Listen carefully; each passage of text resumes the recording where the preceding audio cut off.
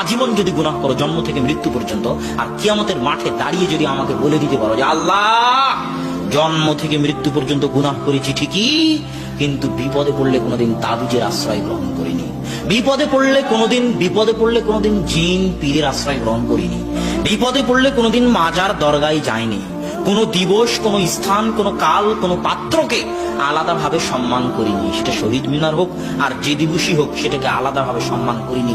যেমন হিন্দুরা করে শিবলিঙ্গের সম্মান, যেমন হিন্দুরা করে বটগাছের সম্মান, যেমন হিন্দুরা করে গঙ্গা নদীর সম্মান, এরকম আলাদা কোনো দিন, জন্ম দিবস হোক, মৃত্যু দিবস হোক, আলাদা কোনো দিনকে, আলাদা কোনো স্থানকে, আলাদা কোনো কালকে আল্লাহ সম্মান করিনি। এইভাবে যদি আপনি বলতে থাকতে পারেন আল্লাহর সামনে এবং প্রমাণ করতে পারেন যে আপনি কোনোদিন শিরক করেননি, তাহলে আল্লাহ বলতেছেন লা আতাইতু বিকরাবিল আরদি মাগফিরাহ, তোমার গুনাহ যদি আসমান জমিন ভর্তি হয় তা আমি আল্লাহ আসমান জমিন ভর্তি ক্ষমা নিয়ে উপস্থিত হব। এটাই হলো তাওহীদ, এটাই তাওহীদ। এই জন্য সব গুনাহ বরদাস্ত করা যায়, কিন্তু শিরকের গুনাহ বরদাস্ত করা যায় না।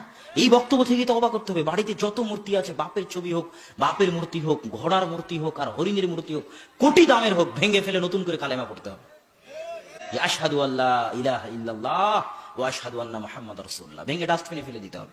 কোনো সুযোগ নাই, কোনো সুযোগ নাই। কেননা এইটা ছাড়া আপনার ইহকালও ধ্বংস, পরকালও ধ্বংস। তাওহীদ ছাড়া আপনার ইহকালও ধ্বংস, পরকালও ধ্বংস। আর যদি তাওহীদ ঠিক থাকে